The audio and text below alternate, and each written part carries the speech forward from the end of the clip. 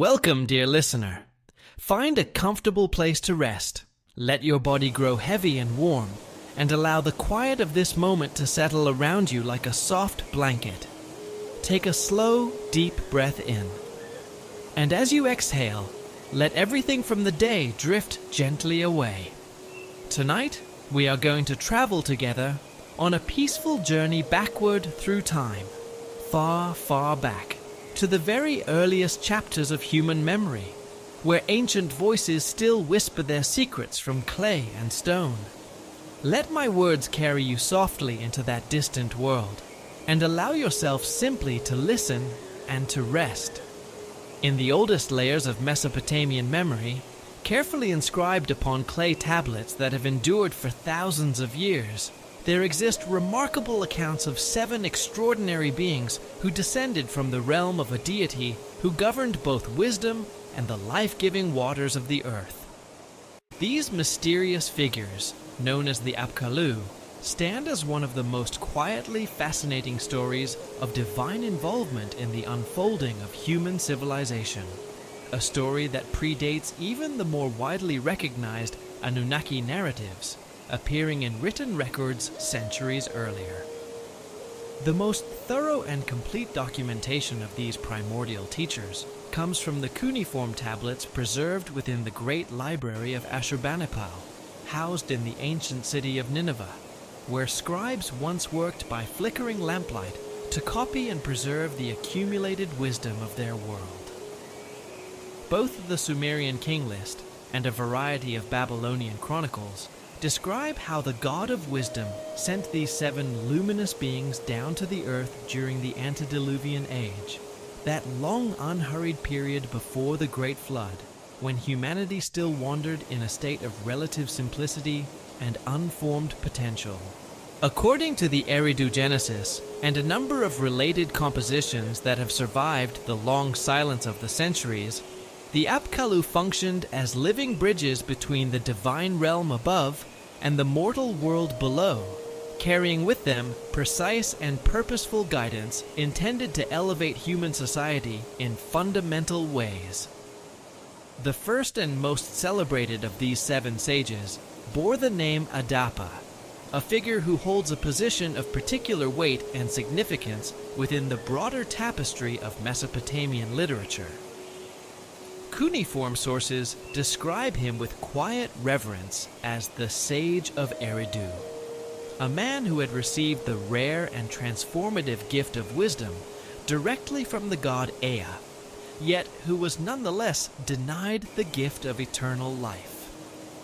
The epic that bears his name illuminates his central role in the establishment of priestly institutions and the religious ceremonies that would come to define Mesopotamian spiritual life for millennia. What makes Adapa especially compelling is that unlike so many mythological figures who exist only in the realm of narrative and metaphor, he appears in administrative and religious records as though he were a genuine historical presence whose influence shaped the very first cities to rise from the flat, fertile plains between the rivers. After Adapa, the remaining 6 sages appear with notable consistency across many different textual traditions, their names echoing through the centuries: Uwanduga, Enmuga, Enigma, Enbluga, Ananilda, and Utuzu. Each of these beings carried within them a particular domain of specialized knowledge, and each contributed something irreplaceable to the growing edifice of human understanding.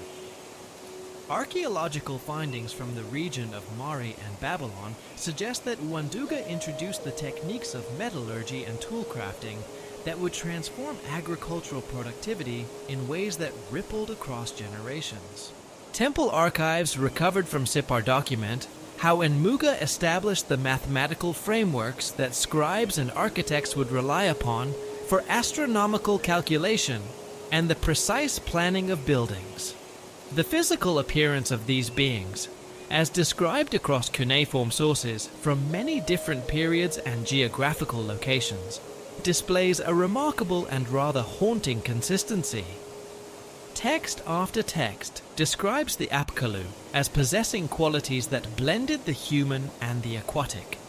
Figures who wore elaborate garments fashioned from fish skin that enclosed them entirely, and who were sometimes depicted with the head of a great fish positioned above their human faces, like an ornate ceremonial hood.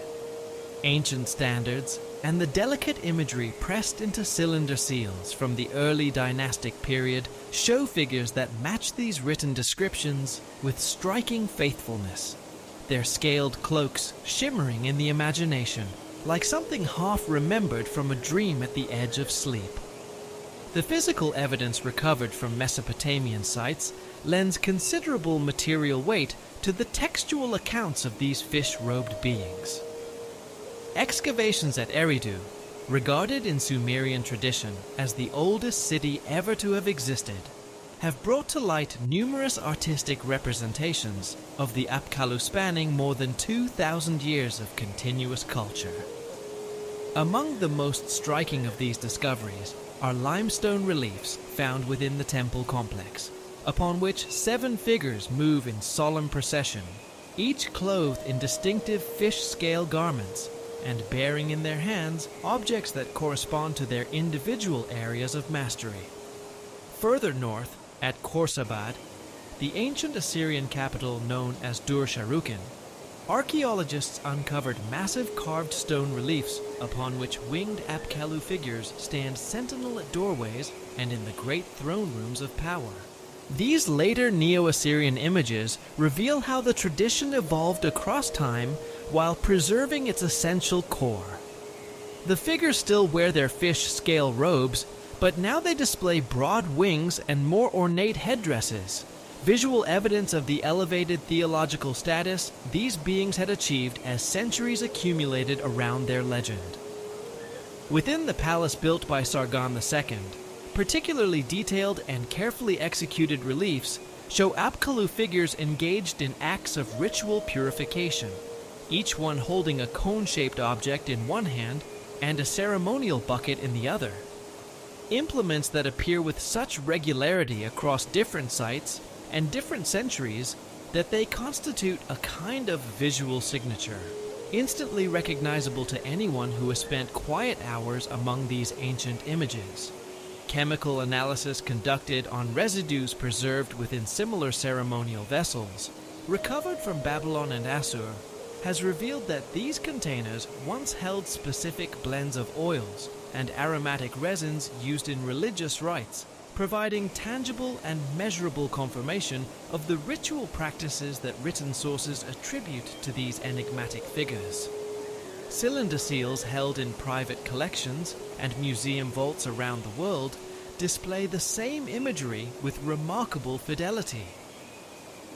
One seal housed in the Pierpont Morgan Library shows an Apkallu figure patiently instructing human beings in the techniques of agriculture, with careful depictions of plowing methods and irrigation channels rendered in miniature.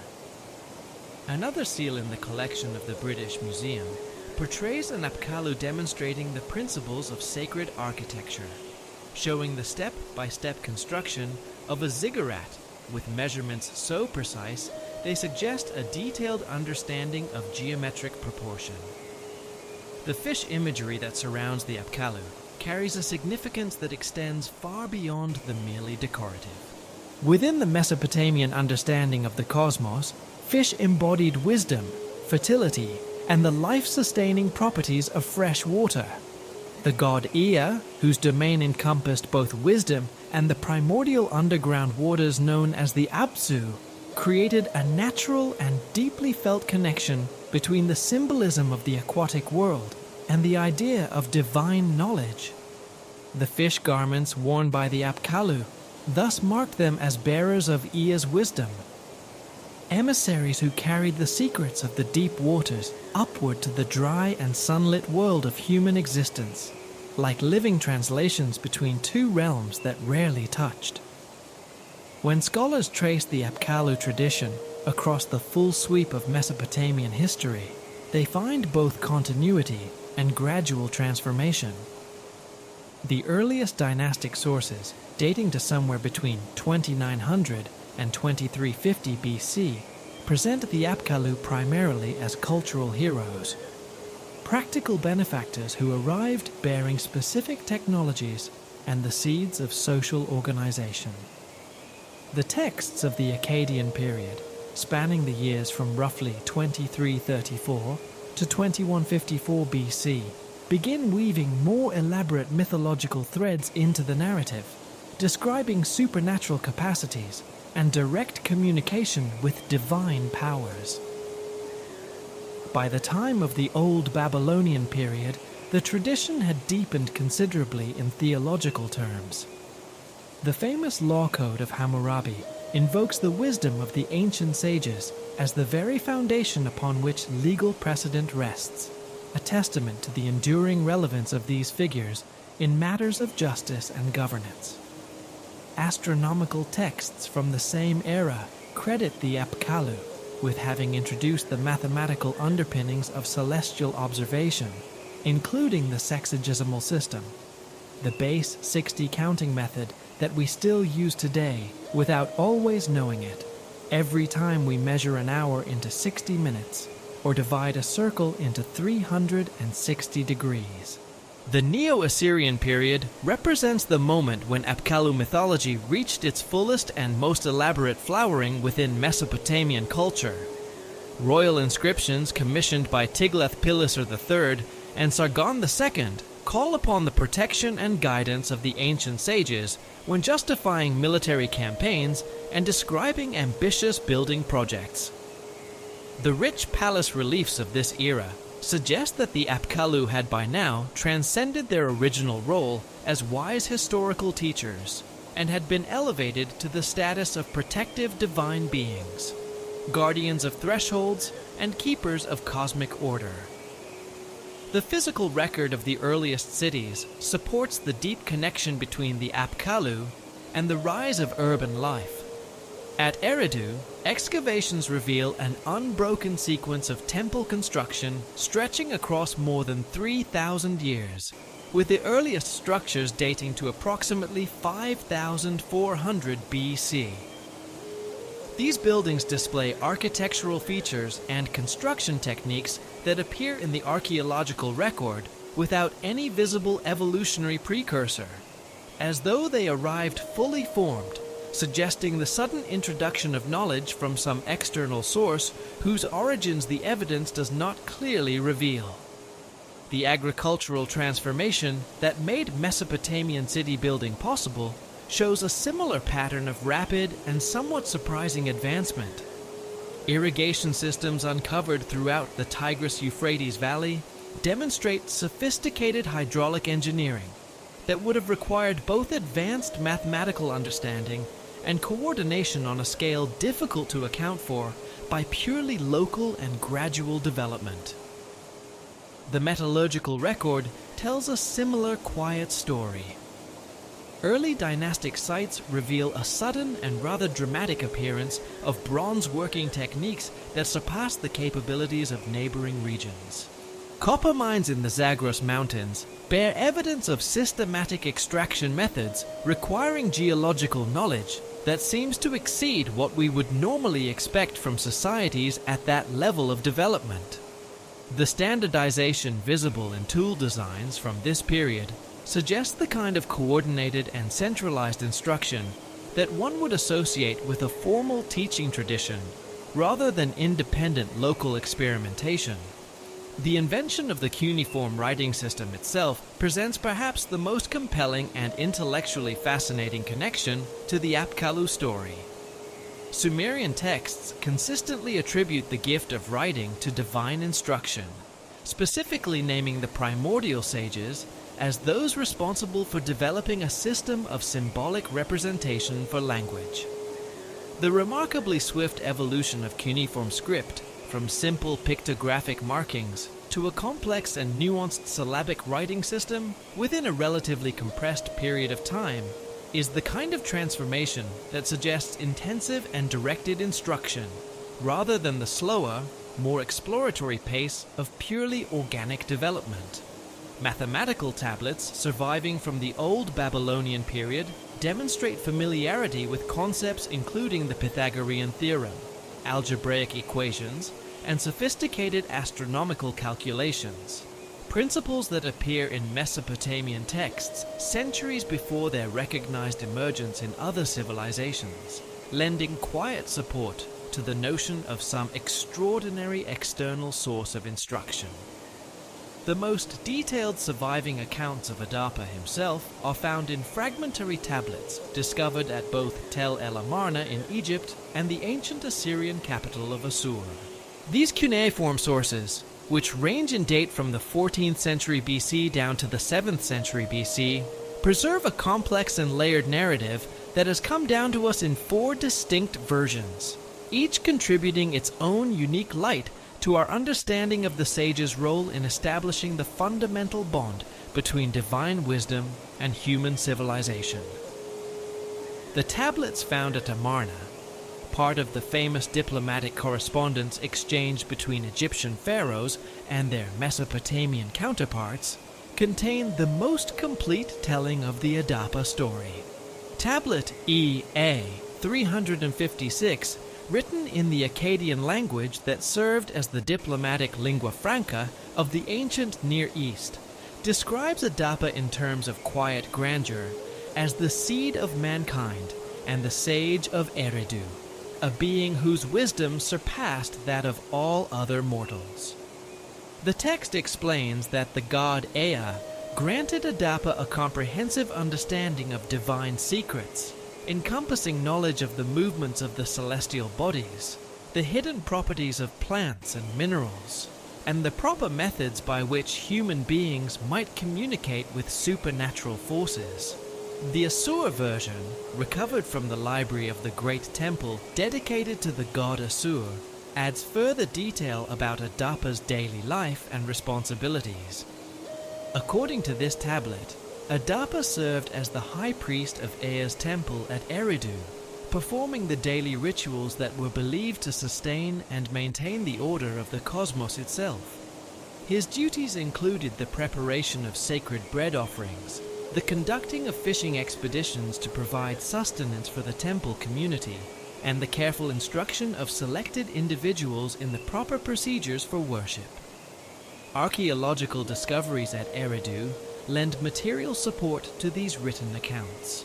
Excavations carried out by the Iraq Department of Antiquities brought to light specialized baking facilities within the temple complex. Large bread ovens with unusual architectural features, including carefully designed channels for directing and redistributing heat that betray a sophisticated practical understanding of thermodynamic principles. Chemical analysis of residues preserved within these ovens indicates the use of specific grain varieties combined with particular additives, reflecting an agricultural and culinary knowledge of considerable refinement. The tablets paint a picture of Adapa's mastery of fishing techniques that extended well beyond the simple gathering of food. According to the Amarna version, he possessed the ability to predict the movements and concentrations of fish populations, to understand the intricate relationship between the cycles of celestial bodies and the behavior of aquatic life, and to design and employ specialized nets and traps that maximize the harvest while maintaining the ecological balance of the waters. Archaeological surveys of ancient Mesopotamian fishing sites have uncovered net weights and hook designs that correspond to the descriptions preserved in the Adapa texts, suggesting that these techniques were transmitted, taught, and preserved across many centuries with remarkable fidelity. The most profound and resonant moment in the entire Adapa narrative is his encounter with the supreme deity Anu and his consequential refusal of immortality. The tablets describe how the exceptional wisdom of Adapa drew the attention of Anu himself, who summoned the sage to the celestial realm. There, in the great halls of the gods, Anu offered Adapa the bread and the water of life, substances that would have granted him eternal existence. But Adapa, following the counsel that Ea had given him beforehand, warning him that Anu would offer him the bread and water of death, refused the divine sustenance. In doing so, he established for all time the mortal condition of human beings. This pivotal moment carries a weight that transcends simple mythological explanation. The tablets suggest that Adapa's refusal was not a tragedy, but a demonstration. An affirmation that wisdom is superior even to immortality, establishing a template for the relationship between gods and humans that would shape Mesopotamian theology for thousands of years. The underlying intention, the text implies, was Ea's own design, to create a class of mortal beings who would occupy the middle ground between the divine and the human, possessed of sufficient wisdom to comprehend the will of the gods while remaining bound to the earth and to time.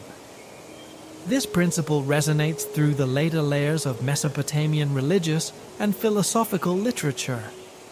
The Epic of Gilgamesh, in its long and beautiful searching, ultimately arrives at the same conclusion, that wisdom, freely embraced, is worth more than an immortality reached for and lost.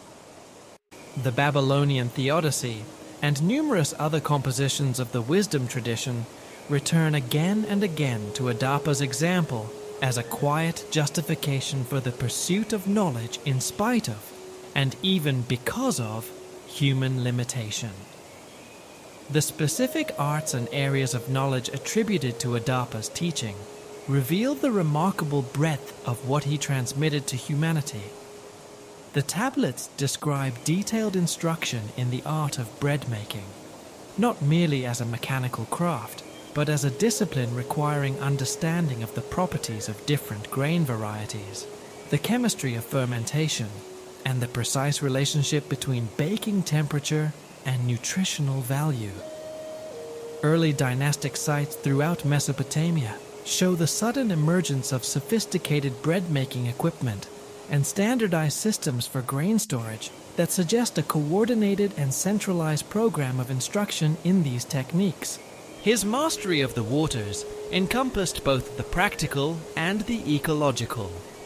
Adapa could predict the seasonal migrations of fish populations, perceive the influence of weather patterns on aquatic behavior, and develop harvesting practices that were sustainable over the long term, maintaining the health and abundance of the waters rather than simply extracting from them. Excavations at ancient settlements along the Tigris and Euphrates have revealed fishing installations that demonstrate a level of understanding of fish behavior and water management fully consistent with the comprehensive aquatic knowledge the texts ascribe to Adapa.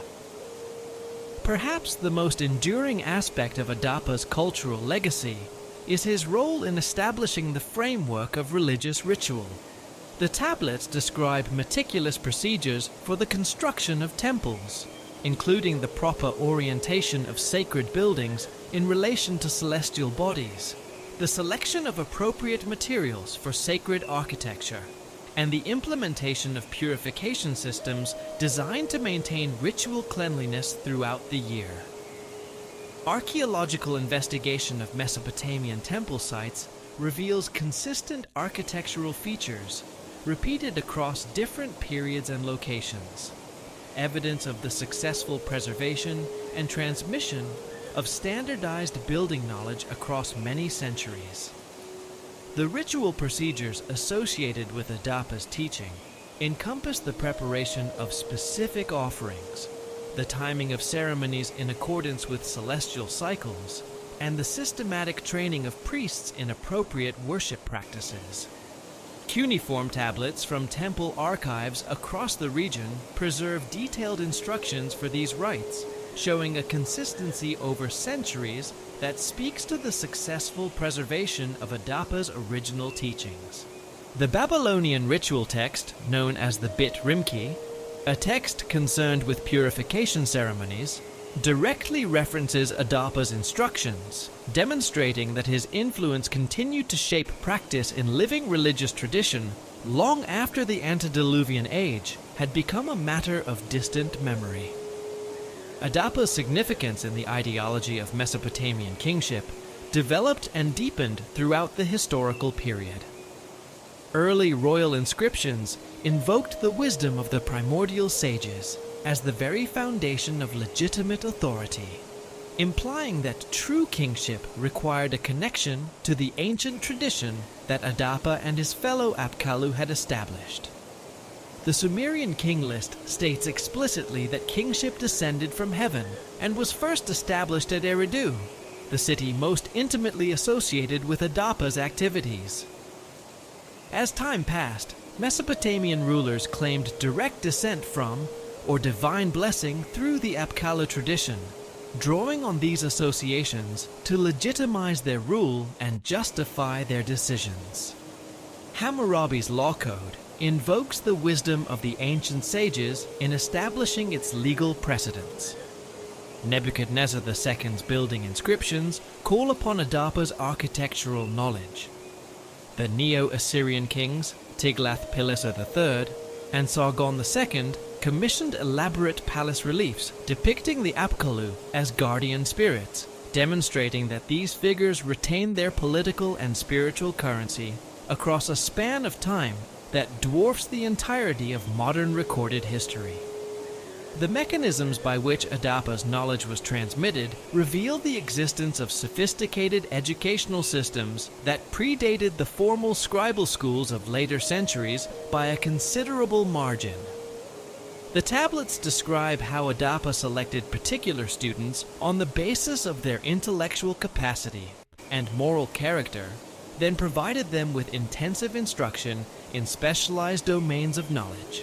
These students, referred to in later texts as the sons of Adapa, became the foundation upon which Mesopotamian priesthood and the scribal class were built, the human chain through which cultural knowledge was preserved and carried forward across time. Archaeological evidence for these early educational institutions has been found at temple sites throughout Mesopotamia. Excavations at Nippur uncovered a library containing thousands of tablets filled with mathematical exercises, astronomical observations, and religious instructions, providing concrete evidence of systematic knowledge transmission across multiple generations. Similar libraries discovered at Babylon, Sippar, and other major centers confirm that educational systems modeled on the Apkallu tradition were implemented on a wide geographic scale. The mathematical and astronomical knowledge attributed to Adapa's teaching appears in recognizable form throughout the scientific literature of Mesopotamia. Old Babylonian tablets describe computational techniques for predicting celestial events, calculating agricultural yields, and solving problems of architectural design that all require a level of mathematical sophistication that points toward a centralized and well-developed instructional tradition. The precision of these calculations and their consistency across different regions suggests that mathematical knowledge originally transmitted through Adapa's teaching remained stable and coherent over an impressive span of time. Medical knowledge represents another significant dimension of Adapa's cultural contribution. Cuneiform medical texts describe diagnostic techniques and treatment approaches that demonstrate a nuanced and detailed understanding of human anatomy and disease processes. The Edwin Smith Papyrus and other ancient Egyptian medical documents bear striking resemblances to Mesopotamian medical practices, suggesting that the knowledge systems originating with the Apkallu tradition radiated outward, influencing cultures well beyond the boundaries of Mesopotamia itself. Alongside the written records, oral traditions played an essential and often underappreciated role in preserving Adapa's teachings. Mesopotamian texts refer to the words of Adapa as a distinct and recognized category of traditional knowledge, transmitted through specialized practices of recitation and memorization. These oral traditions carry detailed information about agricultural methods, craft techniques, and religious practices that complemented the written sources, ensuring that the accumulated wisdom of the primordial sage survived not only in clay, but also in the living breath of those who had learned to carry it. The vast cuneiform archives recovered from Eridu through excavations conducted between 1946 and 1981 by the Iraq Department of Antiquities illuminate the city's unrivaled importance as the epicenter of Apkallu educational activity during the antediluvian period. Tablet fragments recovered from Temple 7, the earliest substantial structure identified in the Eridu sequence, contain administrative records that detail the organized transmission of knowledge in ways that clearly establish the template for all subsequent Mesopotamian learning institutions. These administrative tablets, written in archaic Sumerian script and dated to approximately 3200 BC, document the existence of specialized teaching spaces within the temple complex, with distinct areas set aside for instruction in mathematics, astronomy, metallurgy, medicine, and what the texts refer to as the sacred mysteries, a category that encompassed divination practices and the techniques of temple construction. Physical evidence recovered through careful archaeological investigation of these designated teaching areas confirms the textual descriptions. The mathematical instruction areas contained sophisticated counting devices and geometric instruments demonstrating advanced computational capability, along with stone tablets inscribed with grid patterns used for teaching multiplication and division. Bronze instruments for measuring angles and distances with remarkable accuracy were recovered alongside clay tablets bearing traces of different colored mineral pigments, evidence of teaching methods that employed color coding as a visual aid for conveying complex numerical concepts. The astronomical instruction facilities within the Eridu complex included raised observation platforms aligned with specific celestial reference points, as well as underground chambers designed to block out ambient light during nighttime observation sessions. The curriculum required students to master the movements of Venus, Mars, Jupiter, and Saturn, along with a comprehensive understanding of lunar cycles and their relationship to the agricultural calendar and the timing of religious ceremonies. Star charts recovered from these areas span observational data accumulated across several centuries, suggesting an unbroken program of astronomical monitoring that accumulated precise celestial knowledge over extended periods of time. The metallurgy instruction areas contained furnaces and smelting equipment of a sophistication that exceeds what we would typically associate with early Mesopotamian civilization. Analysis of slag residues and metal fragments found in these areas indicates the working of copper, tin, silver, and gold, using techniques that required detailed understanding of ore composition, optimal smelting temperatures, and the properties of various metal alloys. The tablets describe instruction that combined practical hands-on work with theoretical knowledge about the properties of metals, techniques for locating and extracting ore, and the significance of celestial cycles in determining the most favorable times for metallurgical work, a dimension of the curriculum that reflects the deeply integrated nature of practical knowledge and cosmic understanding in the Apkallu teaching tradition. Medical instruction facilities included dedicated areas for the cultivation of medicinal plants, the preparation of therapeutic compounds, and the study of anatomy, all of which suggest a comprehensive and systematic approach to understanding the human body and its ailments. Botanical remains recovered from these areas include plant species that were imported from distant regions, indicating the existence of extensive trade networks serving the specific purpose of acquiring medicinal materials for educational use.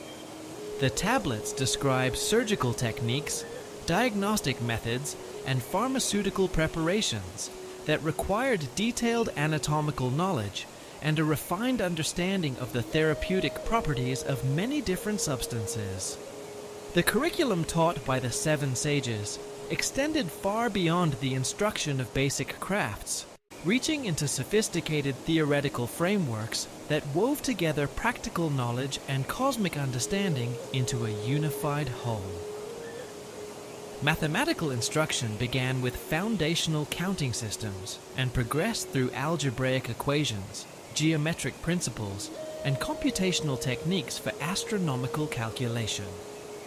Students mastered the sexagesimal system that would eventually become standard throughout Mesopotamian civilization, along with methods for calculating areas, volumes, and architectural proportions that required genuine comprehension of abstract mathematical relationships. Practice tablets recovered from educational sites show a systematic progression from simple exercises to problems of considerable complexity. Evidence of carefully structured curricula designed to develop expertise over extended periods of dedicated study. Astronomical instruction integrated precise observational methods with mathematical analysis to build predictive capabilities for celestial events of all kinds. Students learned to construct and operate astrolabes, water clocks, and devices for measuring the length and direction of shadows, instruments that required precision manufacturing and a thorough mathematical grounding.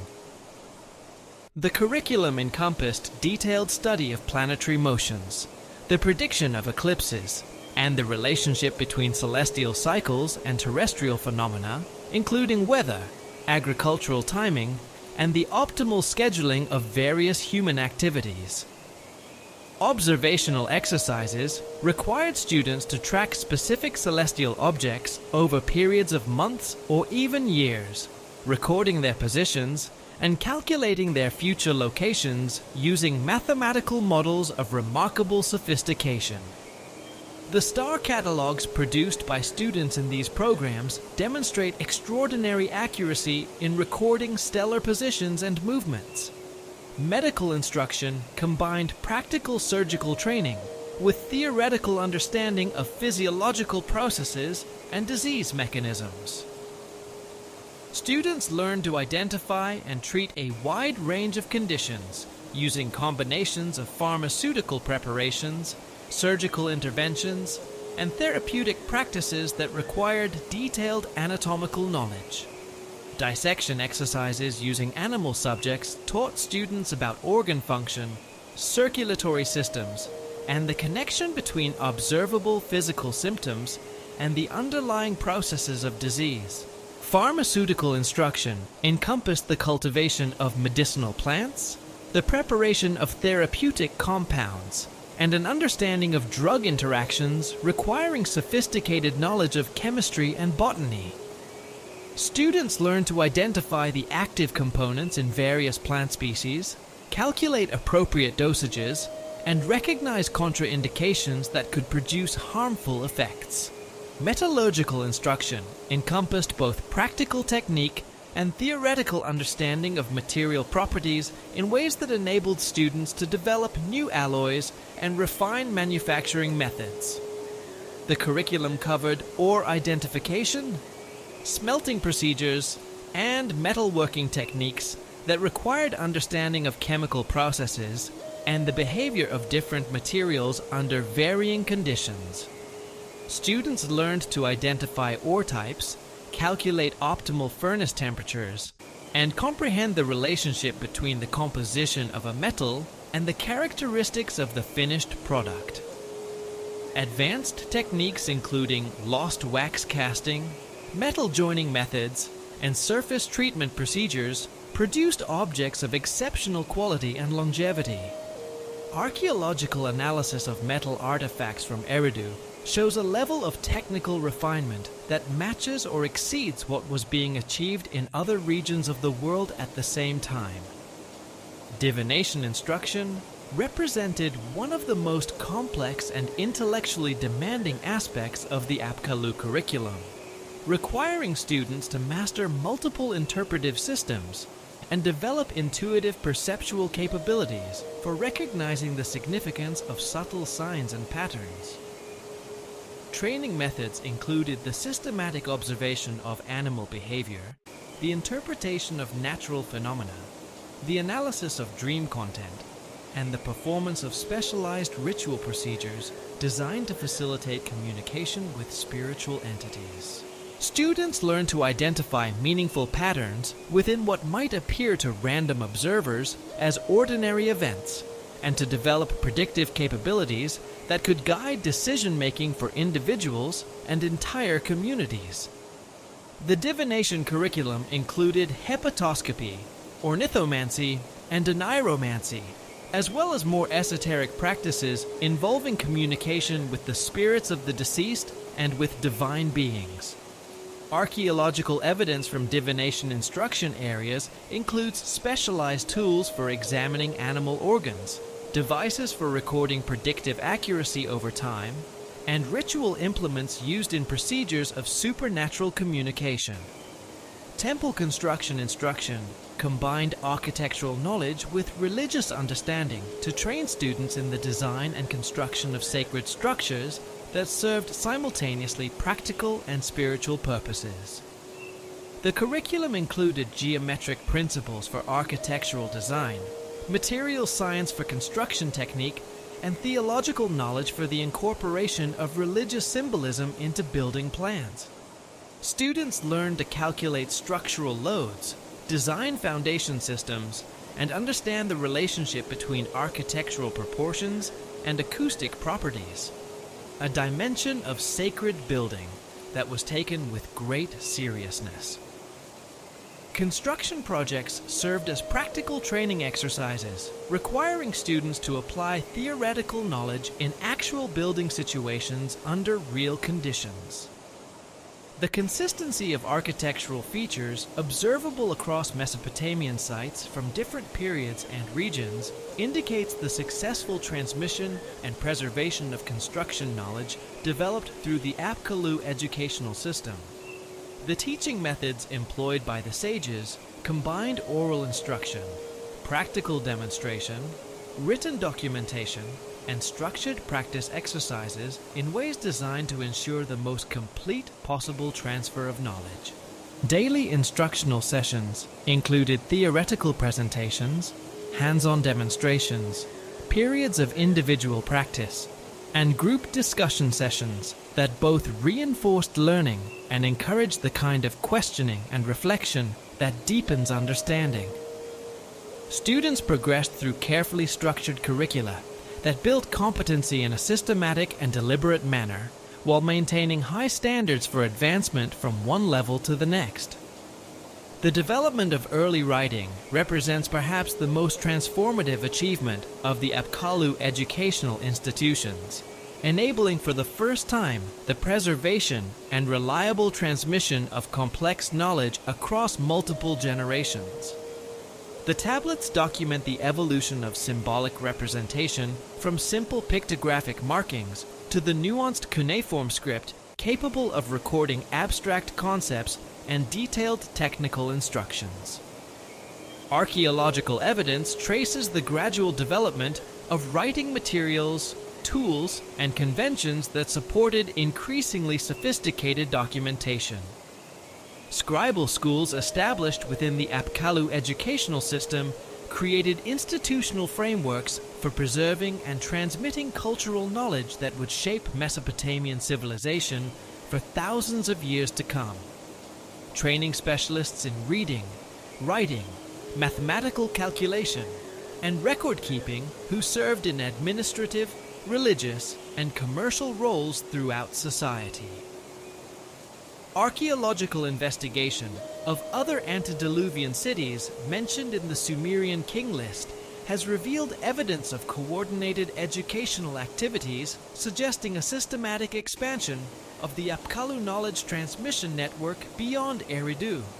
Bad Tibira, identified with the modern site of Tel al-Madineh, contains temple complexes whose architectural features and artifact assemblages closely match those found at Eridu, indicating the existence of similar educational facilities. Excavations have uncovered metallurgical workshops, astronomical observation platforms, and scribal training areas that reflect the clear implementation of Apkallu educational methods at this site. Larak, associated with the modern site of Tel Asenkareh, shows evidence of specialized medical instruction facilities, including botanical gardens for the cultivation of medicinal plants and preparation areas for pharmaceutical compounds. Separ, one of the most extensively excavated antediluvian sites, contains massive temple complexes with clear evidence of both astronomical and mathematical education. The site has yielded thousands of mathematical tablets, astronomical observation records, and technical manuals demonstrating the continuous operation of Apkallu educational institutions over many centuries. Shurupak, the last antediluvian city named in the king list, shows evidence of advanced agricultural and engineering instruction facilities that trained students in irrigation technique, crop management, and hydraulic engineering, including sophisticated water management systems, experimental agricultural plots, and engineering workshops. The convergence of geological evidence and ancient textual sources reveals that the catastrophic flooding events described throughout Mesopotamian literature correspond to real climatic and hydrological disasters that fundamentally disrupted the trajectory of human civilization around 2900 BC. Archaeological investigations at Tel Farah, ancient Shurupak, have uncovered a distinct flood stratum, a layer of water-deposited sediments that interrupts the normal sequence of cultural deposits like a sudden and irrevocable interruption in the story of a place. This geological layer, measuring between 8 and 11 feet in thickness across different excavation areas, contains marine fossils and salt deposits indicating prolonged inundation by waters originating in the Persian Gulf. The most comprehensive account of the sages' preparations for this coming catastrophe appears in the Sumerian composition known as the Instructions of Shurupak, preserved on tablets from the Old Babylonian period, but containing linguistic features that point to a much earlier origin. These texts describe systematic efforts by the surviving Apkallu to protect their accumulated knowledge before the anticipated deluge. The careful, deliberate construction of sealed repositories at multiple locations throughout Mesopotamia, designed to safeguard written records, technological artifacts, and seed collections from the destruction of water, and to make them available for discovery and recovery by survivors in the world that would emerge on the other side of the flood.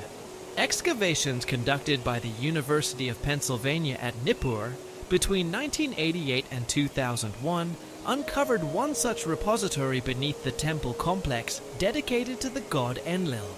The chamber, constructed of stone blocks sealed with bitumen and accessible only through a narrow vertical shaft, contained more than 300 cuneiform tablets wrapped in waterproof reed matting and stored in ceramic vessels sealed with mineral pitch. Carbon dating of organic materials associated with these tablets places their deposition at approximately 2900 BC, corresponding precisely with the geological evidence for major flooding throughout southern Mesopotamia. The contents of this repository included detailed instructions for metallurgical processes, methods of astronomical calculation, medical procedures, and agricultural techniques, together constituting a comprehensive emergency archive of essential human knowledge preserved against catastrophe with remarkable deliberateness and foresight. Mathematical tablets from the repository contain methods for calculating compound interest, determining architectural proportions, and predicting celestial events that required understanding of algebraic principles and geometric relationships of considerable sophistication. Their consistency with later Babylonian mathematical texts indicates the successful transmission of advanced mathematical knowledge across the watershed of the flood. Medical tablets from the same cache describe surgical procedures, pharmaceutical preparations, and diagnostic techniques showing remarkable understanding of human anatomy. One tablet contains detailed instructions for trepanation, including the proper preparation of tools, the correct positioning of the patient, and guidelines for post-operative care, demonstrating knowledge of neurosurgical principles that seems extraordinary for its period. Another tablet describes the preparation of antibiotic compounds using specific mold cultures and plant extracts, indicating an understanding of microbiology and pharmaceutical chemistry that would not be formally recognized in modern Western medicine until the 20th century. The Gilgamesh epic offers additional testimony about the preservation activities undertaken by Utnapishtim, the Mesopotamian flood hero, who received direct divine instruction about the coming catastrophe. The standard version of the epic describes Utnapishtim being commanded to take aboard his vessel the seed of all living things.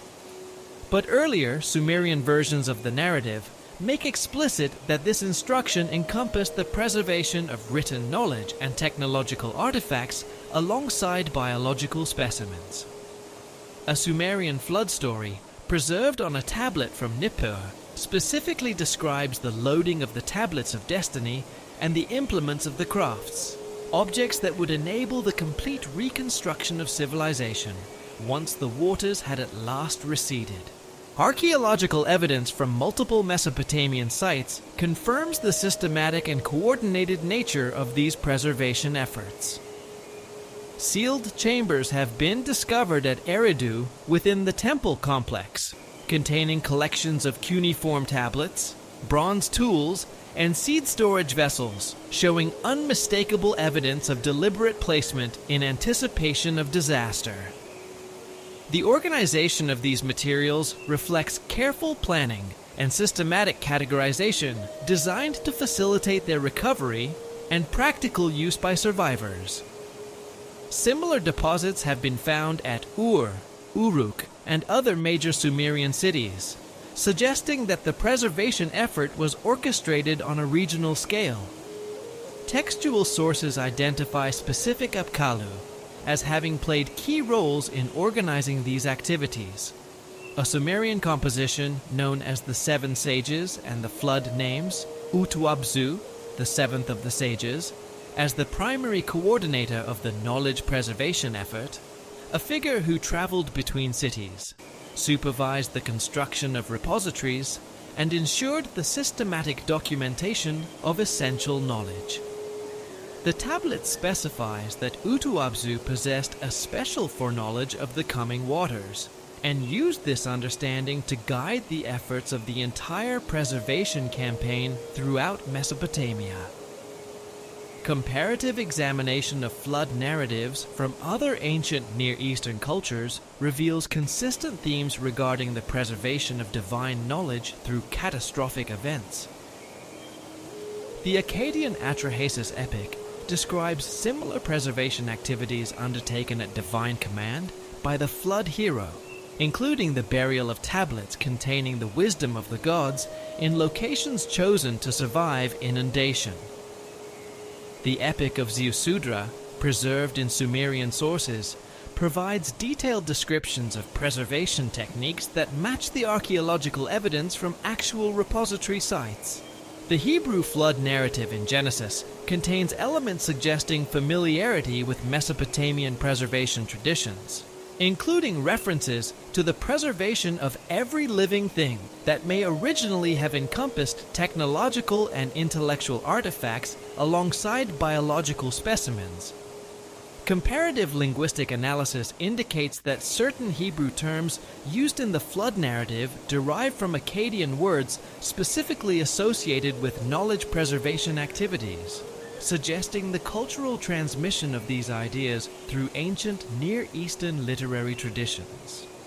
Egyptian flood traditions preserved in Middle Kingdom period texts describe similar preservation activities undertaken by divine beings in anticipation of catastrophic inundation, using terminology that parallels Mesopotamian preservation narratives in ways too consistent to be easily dismissed as coincidence.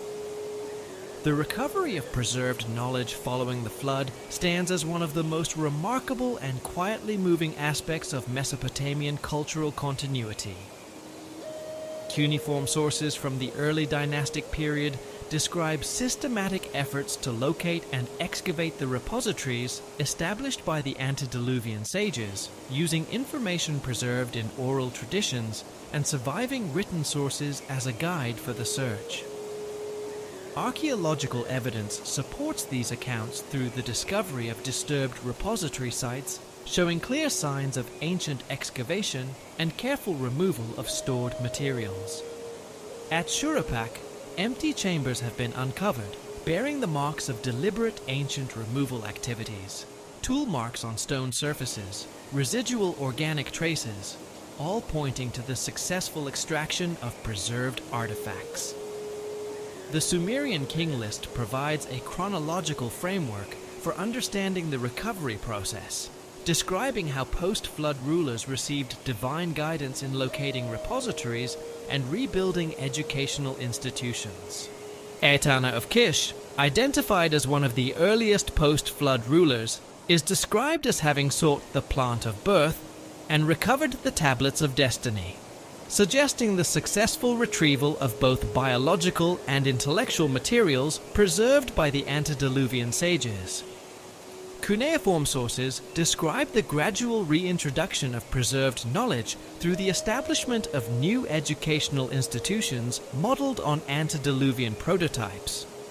Instructions for temple schools preserved on tablets from the Ur-3 period contain detailed descriptions of curricula and teaching methods that show clear continuity with pre-flood educational practices, indicating that recovered tablets and artifacts provided the foundation for rebuilding knowledge transmission systems that maintained the essential elements of the Apkallu tradition.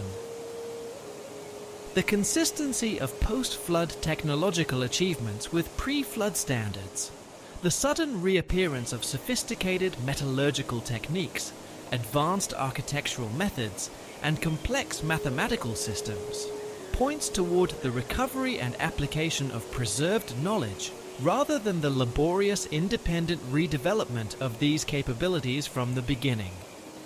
Medical knowledge provides one of the most clearly documented cases of successful preservation and recovery. Old Babylonian medical texts contain diagnostic and treatment methods showing direct continuity with pre-flood practices described in repository tablets. The precision and sophistication of these medical procedures, combined with their sudden appearance in the archaeological record, indicates recovery and application of preserved knowledge rather than independent redevelopment. Mathematical and astronomical knowledge shows the same pattern. Babylonian mathematical tablets from the 2nd millennium BC contain computational methods and astronomical data demonstrating direct continuity with pre-flood mathematical traditions. Their complexity and consistency pointing towards successful preservation through the catastrophic period and systematic reintroduction through post-flood educational institutions. The preservation of agricultural and engineering knowledge enabled the relatively rapid reconstruction of irrigation networks and agricultural productivity following the flood. Archaeological surveys of post-flood irrigation systems reveal sophisticated engineering and systematic planning that required advanced understanding of hydraulic principles and agricultural science, capabilities that appear in the record with a suddenness suggesting recovery of preserved technical knowledge rather than gradual independent development. Oral tradition played a crucial and often underappreciated complementary role in this process. Mesopotamian texts reference specialized groups of individuals who had memorized essential information and transmitted it orally, maintaining detailed knowledge about the locations of buried repositories, the proper interpretation of preserved texts, and the practical application of recovered knowledge. The integration of recovered wisdom with post-flood innovation created hybrid traditions that combined antediluvian knowledge with new methods developed during the Reconstruction period, enabling continuous cultural development while maintaining living connections to pre-flood wisdom. The new centers of learning established upon the foundation of recovered knowledge created institutional frameworks that would shape Mesopotamian intellectual life for millennia to come. Their construction incorporated architectural features and organizational principles drawn from recovered descriptions of antediluvian institutions, maintaining the essential character of Apkallu educational methods, while adapting them thoughtfully to the changed conditions of the post-flood world. When one turns from Mesopotamia to survey the wider world of ancient civilizations, the discovery of strikingly parallel traditions of 7 primordial sages reveals patterns too consistent for mere coincidence. The Vedic tradition of ancient India preserves detailed accounts of the Saptarishi, 7 primordial sages whose roles as civilizers and bearers of knowledge mirror the Mesopotamian Apkallu with a precision that continues to fascinate scholars. The Rig Veda, composed between roughly 1500 and 1000 BC, but preserving oral traditions of considerably greater antiquity, describes these 7 sages as direct recipients of divine knowledge who descended from celestial realms to instruct humanity in the fundamental arts of civilization. The Shatapatha Brahmana provides the most comprehensive documentation of the Saptarishi tradition, describing how these sages received instruction directly from Prajapati, the creator deity, in specialized knowledge domains encompassing mathematics, astronomy, medicine, metallurgy, and sacred architecture. The first of the 7, Kashyapa, is credited with comprehensive understanding of biological processes and agricultural techniques that enabled the transformation of hunter-gatherer communities into settled agricultural societies. Archaeological evidence from Harappan sites shows the sudden appearance of sophisticated agricultural methods and urban planning techniques requiring advanced knowledge of hydraulic engineering and crop management. Atri, the second sage, appears consistently in Vedic literature as the master of astronomical observation and mathematical calculation. The Surya Siddhanta and other astronomical texts attribute fundamental computational methods to Atri's instruction, including techniques for predicting eclipses and calculating planetary positions. Vasishtha, the third sage, specialized in metallurgical knowledge, with Vedic texts describing his instruction in bronze working, gold purification, and the creation of specialized alloys. Archaeological investigation of Harappan metallurgical workshops reveals sophisticated smelting techniques consistent with the advanced knowledge attributed to Vasishtha. The remaining 4 sages, Vishvamitra, Gautama, Jamadagni, and Bharadvaja, each possessed specialized knowledge in medicine, architecture, divination, and the preservation of sacred knowledge through written and oral transmission. Vedic literature describes comprehensive educational systems established by these sages, training selected individuals in specialized knowledge domains and creating institutional frameworks for cultural transmission that influenced Indian civilization for millennia. The physical descriptions of the Saptarishi in early Vedic sources present intriguing parallels with Mesopotamian depictions of the Apkallu.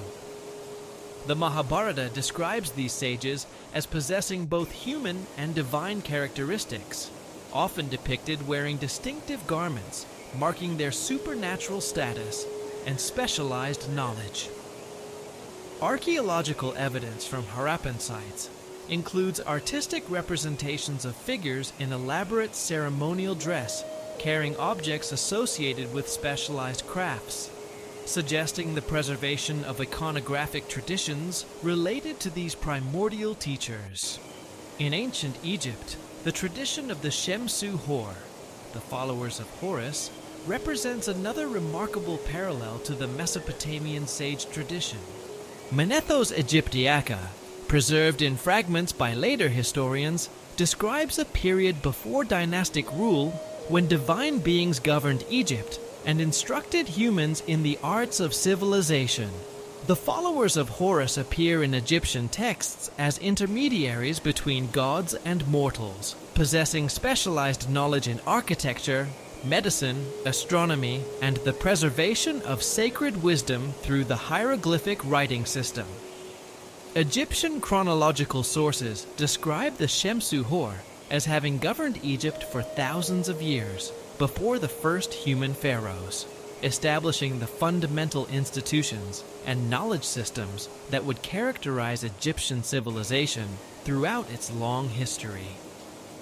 Archaeological evidence from pre-dynastic Egyptian sites shows the sudden appearance of sophisticated architectural techniques, advanced medical practices, and complex astronomical knowledge requiring understanding of mathematical and engineering principles that exceed the apparent capabilities of early Egyptian societies.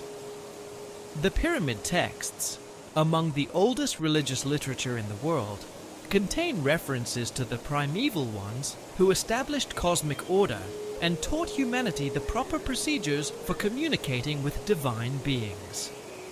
These texts describe 7 specific entities who possessed comprehensive knowledge of celestial mechanics, architectural principles, and sacred ritual, whose influence can be felt in the extraordinary precision of astronomical alignments in early Egyptian monuments and the remarkable sophistication of their construction techniques. Greek tradition preserves its own accounts of 7 wise men, historical figures from the Archaic period whose wisdom and cultural contributions established the intellectual foundations of classical civilization.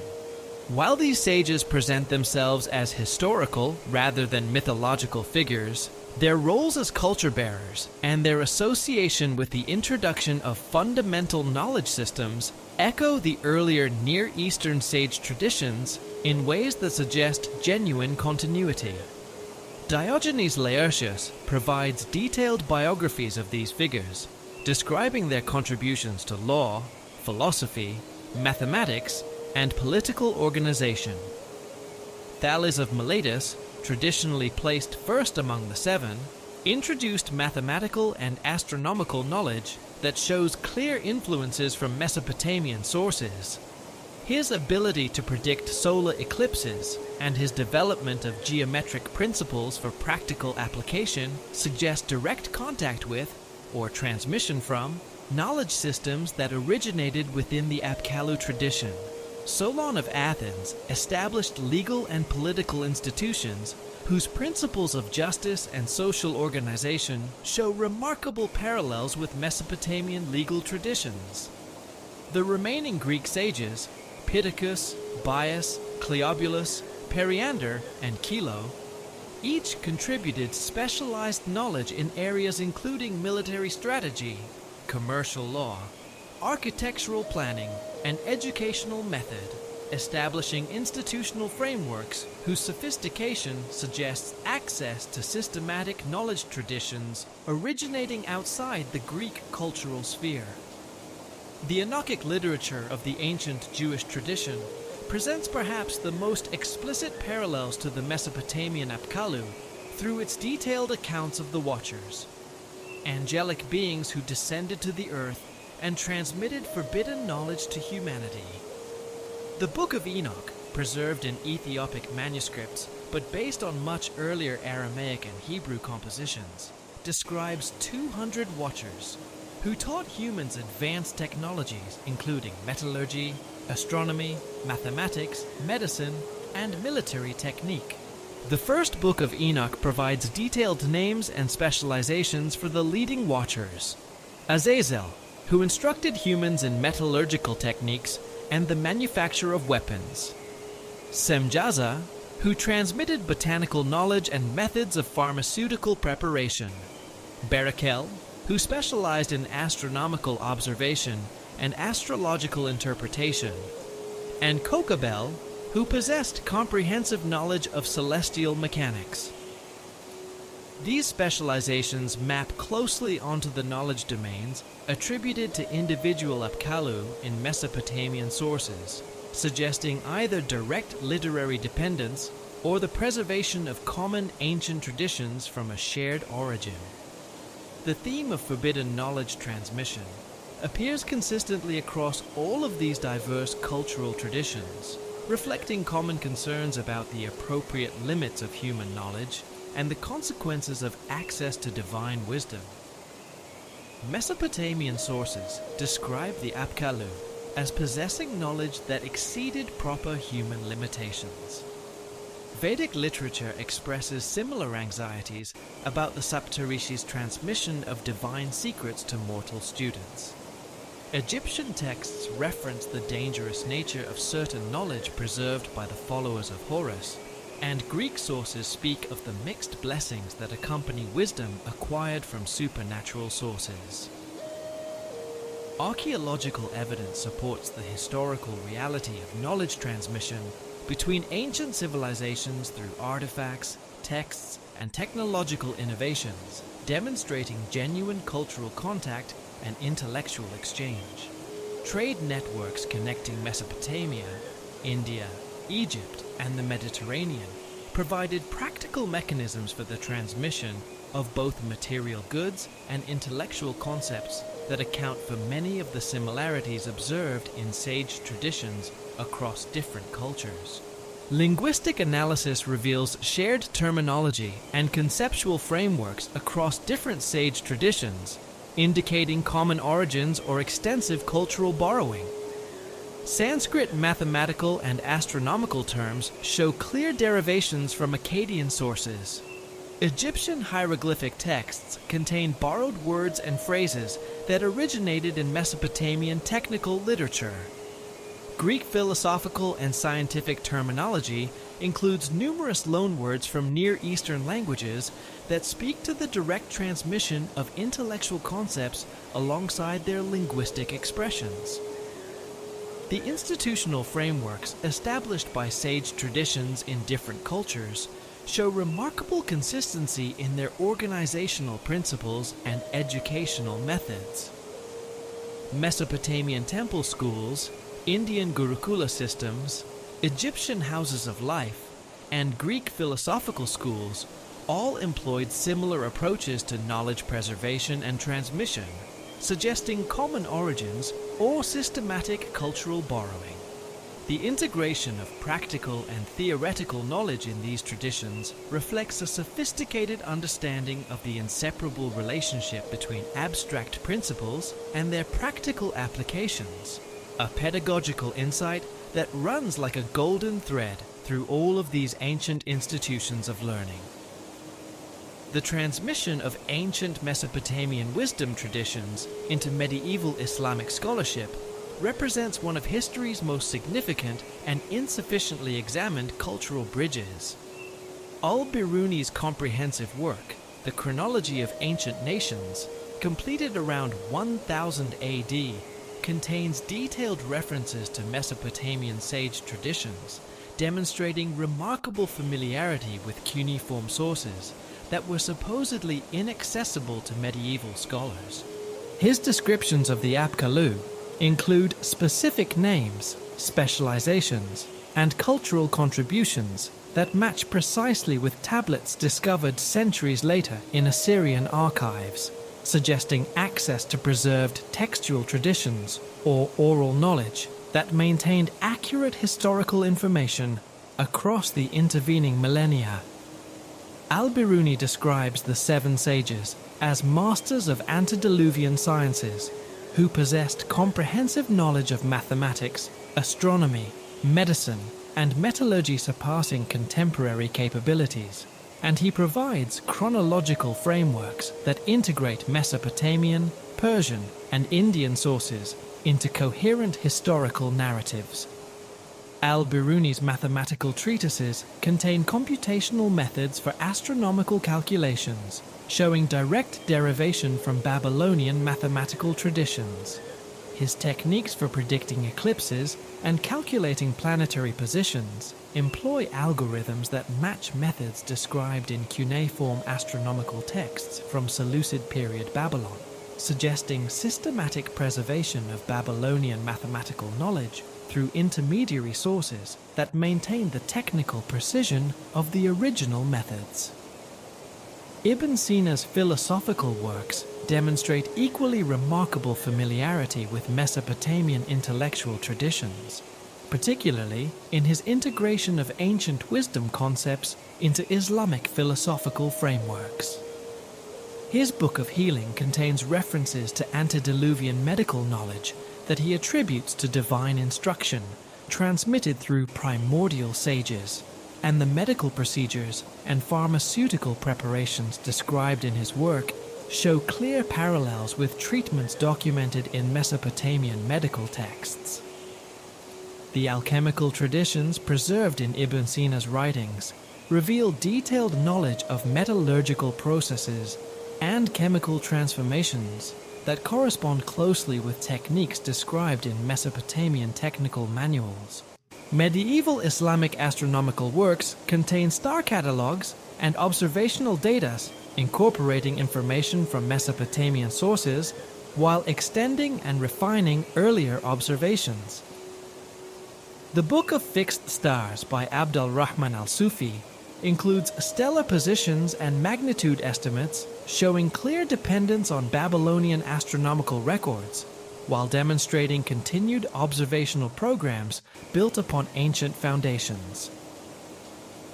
The Renaissance recovery of ancient wisdom traditions created new interpretive frameworks that integrated Mesopotamian sage concepts with the emerging currents of humanistic and scientific thought.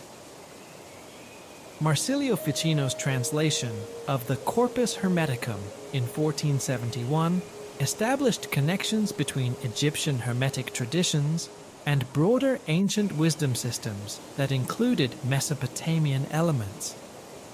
His Platonic theology contains detailed discussions of ancient wisdom traditions that explicitly connect Mesopotamian, Egyptian, and Greek sources into unified historical narratives, and his descriptions of the Prisca Theologia identify common elements across different cultural traditions, pointing towards shared origins or systematic cultural transmission. Pico della Mirandola's oration on the dignity of man presents philosophical frameworks integrating ancient wisdom traditions with Renaissance humanistic concepts, describing humanity's unique position as recipient of divine instruction, transmitted through primordial sages who possessed comprehensive understanding of both natural and supernatural principles. Pico's Kabbalistic studies incorporated Mesopotamian elements through Hebrew sources that had preserved ancient Near Eastern wisdom concepts in modified forms, and his 900 theses include propositions referencing Chaldean wisdom traditions and their transmission through Jewish mystical literature. The archaeological discoveries of the 19th century fundamentally transformed understanding of ancient Mesopotamian civilization and provided new source materials for esoteric interpretation. The decipherment of cuneiform script by Georg Friedrich Grotefend and Henry Rawlinson revealed extensive libraries of ancient texts that confirmed many traditional accounts while providing unprecedented detail about Mesopotamian intellectual achievements. Austin Henry Layard's excavations at Nineveh uncovered the library of Ashurbanipal, containing over 30,000 cuneiform tablets that preserved comprehensive records of Mesopotamian knowledge systems, providing concrete evidence for advanced intellectual capabilities that exceeded previous estimates of ancient achievement. The discovery of Mesopotamian creation myths and flood narratives provided new context for understanding the transmission of ancient wisdom traditions, and the archaeological confirmation of flood layers at multiple Mesopotamian sites supported claims of actual historical events underlying mythological narratives. These discoveries inspired the theosophical interpretations of Helena Blavatsky, whose secret doctrine incorporates extensive discussion of Mesopotamian civilization, describing the Apkallu as representatives of advanced spiritual beings who guided human evolution through critical developmental periods. The theosophical concept of root races provided interpretive frameworks for understanding the role of ancient instructors in human development, with the Mesopotamian sages representing one phase of an ongoing process of spiritual guidance. Annie Besant's development of theosophical teachings included extensive discussion of ancient wisdom schools and their preservation of primordial knowledge. Rudolf Steiner's anthroposophical lectures describe the Mesopotamian period as crucial for human spiritual development, with divine beings working directly with humanity to establish the foundations of intellectual and cultural achievement. Modern alternative archaeology has created further interpretive frameworks challenging conventional understanding of ancient Mesopotamian achievements. Graham Hancock's Fingerprints of the Gods uses Mesopotamian archaeological discoveries to support claims of lost ancient wisdom, demonstrating genuine familiarity with the evidence while extending interpretations beyond conventional scholarly limits. Zecharia Sitchin's translations of cuneiform sources to support theories of ancient astronaut intervention in human development represent perhaps the most influential modern reinterpretation of Mesopotamian texts. And while his linguistic interpretations have been criticized by professional Assyriologists, his work demonstrates extensive engagement with the primary sources. Contemporary researchers including Michael Cremo and Richard Thompson have developed comprehensive critiques of conventional archaeological chronologies, presenting documentation of anomalies and discoveries that challenge established timelines.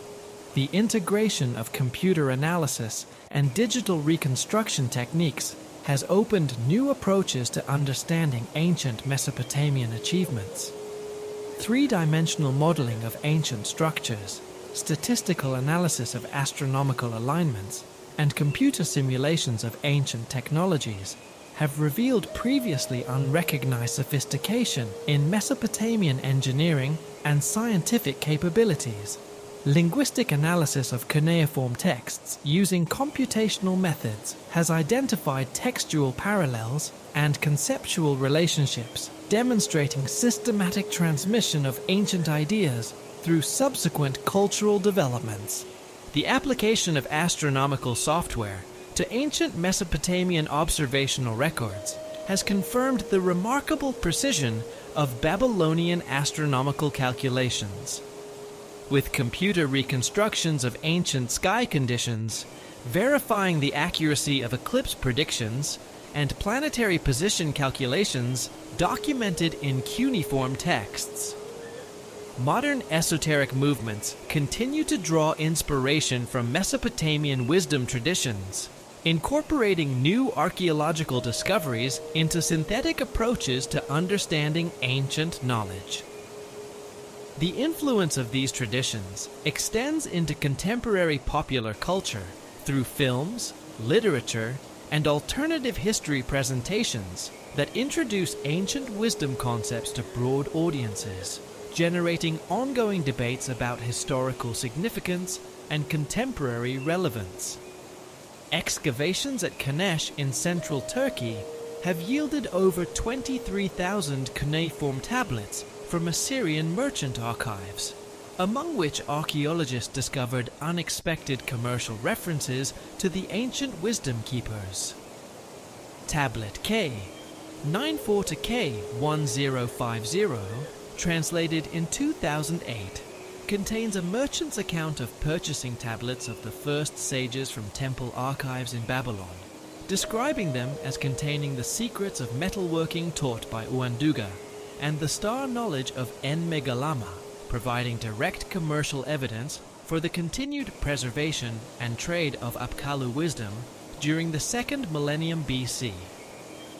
A contract from the same archive describes the purchase of bronze working techniques according to the method of Uanduga for 12 talents of silver and chemical analysis of bronze artifacts found in the same archaeological context shows alloy compositions matching precisely the metallurgical specifications described in Neo-Assyrian texts about Apkallu teachings. The Nusi archives from Yorgan Tepe, excavated between 1925 and 1931, contained over 5,000 cuneiform tablets documenting the daily life of a Mesopotamian community during the 15th and 14th centuries BC, among which archaeologists identified 17 tablets referencing the wisdom of the seven who came before the flood. One tablet describes a legal dispute over ownership of tablets containing the plant knowledge of Enmuga, indicating that specific categories of Apkallu wisdom were treated as valuable inheritable property. Another tablet contains a pharmaceutical recipe attributed to the teaching of Embuluhu that specifies precise measurements for combining willow bark extract with honey and specific minerals to create pain-relieving compounds. And laboratory analysis of residues from ceramic vessels in the same context confirmed the presence of salicylic acid compounds, demonstrating the practical efficacy of pharmaceutical knowledge attributed to the antediluvian sages. Private collections worldwide have yielded additional cuneiform tablets, providing new insights into Apkallu traditions. The Shoyan collection in Oslo contains a Neo-Babylonian tablet from the 6th century BC, describing a ritual for invoking the wisdom of Adapa during temple construction projects, with detailed instructions for incorporating specific architectural proportions and orientation principles explicitly attributed to the first sages' teachings.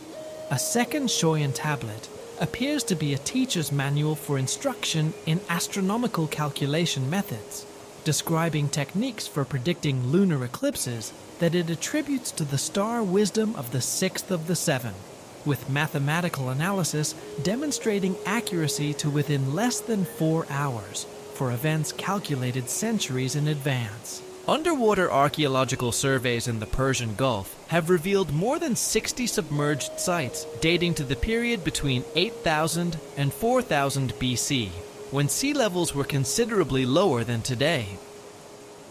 Marine archaeologist Robert Carter's investigations off the coast of Kuwait identified one site located 16 meters below current sea level, containing architectural remains showing sophisticated urban planning and construction techniques without clear developmental precedents in the archaeological record.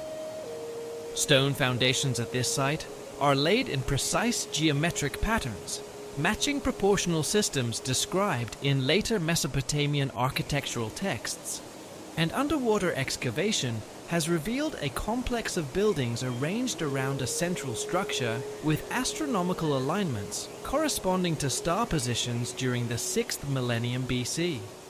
Marine geological cores from the Persian Gulf reveal evidence of rapid sea level rise around 5,500 BC that would have inundated extensive coastal settlements, corresponding chronologically with the deluge narratives preserved in Mesopotamian literature.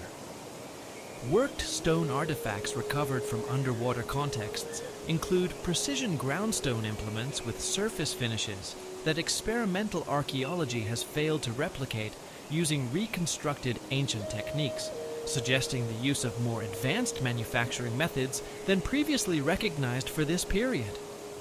Ceramic vessels recovered from submerged sites display unusual firing characteristics, with petrographic analysis showing mineral compositions requiring temperatures exceeding 1,200 degrees Celsius, significantly higher than typical prehistoric ceramic production, suggesting systematic knowledge of advanced kiln technology.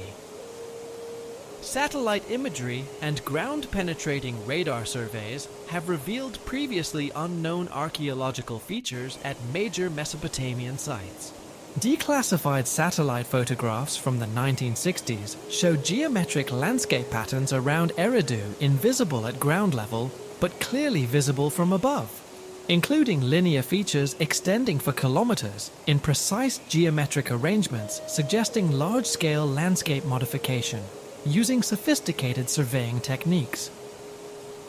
Ground-penetrating radar surveys at Eridu, conducted by the Oriental Institute of Chicago, have identified subsurface structures extending far beyond the visible temple complex, revealing a network of underground chambers and connecting tunnels forming geometric patterns matching architectural descriptions in Neo-Assyrian texts.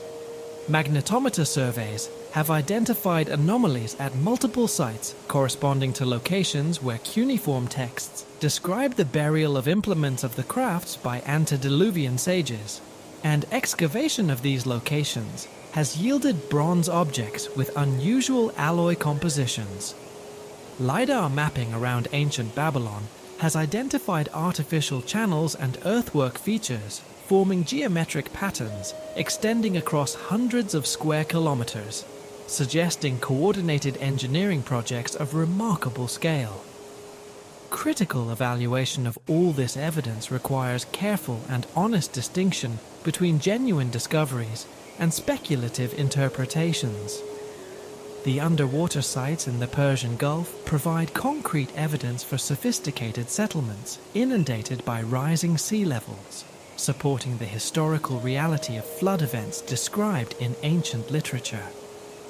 The cuneiform tablets from commercial archives, private collections, and institutional excavations provide documented evidence for the continued preservation and practical application of knowledge attributed to the Apkallu throughout Mesopotamian history. The commercial value placed on this knowledge and its demonstrable effectiveness in metallurgical, medical, and architectural applications indicate that the sage traditions preserved genuine technical information rather than purely mythological accounts. Whether this knowledge originated through divine instruction, cultural transmission from unknown advanced societies, or extraordinary indigenous development remains a matter of ongoing scholarly debate, a question that the evidence illuminates without yet fully resolving. The legacy of the Apkallu extends far beyond their historical moment, reaching forward through time to shape intellectual and spiritual traditions that continue to influence human understanding of wisdom, knowledge transmission, and the relationship between divine and human capability. Whether understood as historical figures, mythological archetypes, or symbolic representations of the human aspiration toward understanding, the seven sages embody something enduring and profound. Humanity's deep and persistent desire to transcend its limitations through the acquisition and application of transformative knowledge. Their story, preserved in cuneiform tablets and in the silent testimony of archaeological remains, continues to inspire questions about the origins of civilization, the nature of wisdom, and the possibilities for human achievement that may yet be rediscovered or perhaps surpassed. And so, we come gently to the end of our long journey through the ancient world, through cities of sun-dried clay and rivers of silver light, through the hands of sages who moved quietly between heaven and earth, carrying knowledge like a lamp through the long darkness. Let those images settle now. The river, the temple, the stars reflected in still water. Let your breath grow slow and even, each breath a little softer, a little deeper. There is nothing you need to do or remember. The ancient world is patient. It has waited thousands of years, and it will wait for you. You are safe and warm, and held in the quiet of this night. Good night, dear traveler. Sleep well.